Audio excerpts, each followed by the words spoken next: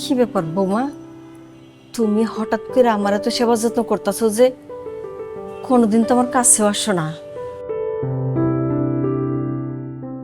Aunty, আমি আপনার বৌমা না, আমার নাম সেতু। আমি আপনার কেয়ার গিভার। কিবার? বুঝলাম না। মানে আমাকে আপনার যত্ন করার জন্য রাখা হয়েছে। আপনি চাইলে মানে নার্সও বলতে পারেন। ও, তাই বলো। আমি তো অবাক হইলাম, বৌমা আমার তো কাছে আসছে।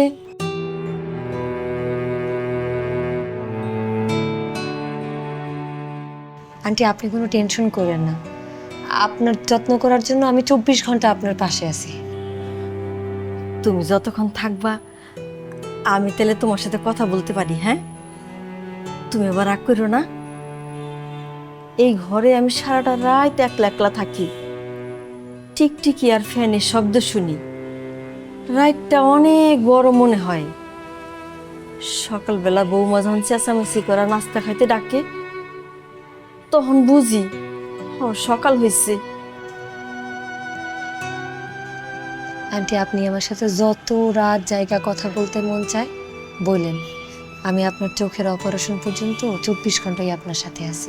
না না, বেশি শব্দ করা যাইব না, তাইলে আবার বৌমা খুব রাগ হয়ে যাইব। জানো, বৌমা না আমার একেবারে সহ্য করতে পারে না। বাহ বাহ বাহ, যেই একটা মানুষ পেলেন আর অমনি আমার বদনাম শুরু করে দিলেন, তাই না? না না বৌমা, বদনাম না, আমি বলতেছিলাম যে হয়েছে হয়েছে, আমার এত ধুনফুন বুঝায় কোনোই লাভ হবো না। আমার শোনেন, এই মেয়েটাকে রাখতে আমার কিন্তু অনেক টাকা পয়সা খরচ হচ্ছে। শোনেন, যখন আপনার যে কাজ করানো দরকার ওকে দিয়ে সব কাজগুলো আদায় করে নেবেন, আর যখন কোনো কাজ না থাকবে তখন আমার রুমে পাঠিয়ে দিবেন, কারণ আমার রুমের জানলা দরজাগুলো খুব ময়লা হয়ে আছে, ওকে দিয়ে আমি পরিষ্কার করাবো ওগুলো। বৌমা, এগুলো তো বুয়ার কাজ। ও মা, ঘরের কাজ করলে ওর হাতে কি ফোসকা পড়ে যাবে নাকি? আপনার সেবা যত্ন করতে হবে না? আম্মা শোনেন, ওকে আল্লাহ দিয়ে এত ঘাড়ে তুলে ফেলেন না, তা না হলে ও বিভিন্ন কুকর্ম করা শুরু করে দিবে, বারান্দায় যে টাঙ্কি মারবে, চুরিও করবে। বৌমা, তুমি যা ভাবতাছো তা না, এই মেয়েটা খুব ভালো। ওকে নিয়ে এত সাফাই গাইতে হবে না আপনার। চোখে তো দেখেন না, কখন যেন আপনার আলমারি ভেঙে সব কিছু চুরি করে নিয়ে যায়।